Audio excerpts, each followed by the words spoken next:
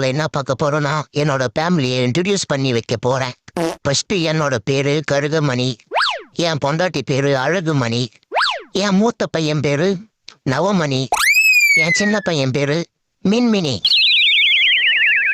அது நப்பா மின்மினி, அவன் சின்ன பையன்ல, அதுக்கு தான் அவனுக்கு மின்மினின்னு பேரு வச்சிருக்கோம். அப்போ வாழ்ந்துட்டானா பங்குனின்னு பேரு வைப்பேன்.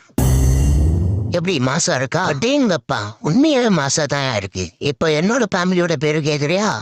அவரு பேரு காத்து கருப்பு, இவரு பேரு டார்க் கருப்பு, என் பேரு பேட்டா செருப்பு. இது பேட்டா செருப்பா? அது என்னப்பா பேட்டா செருப்பு?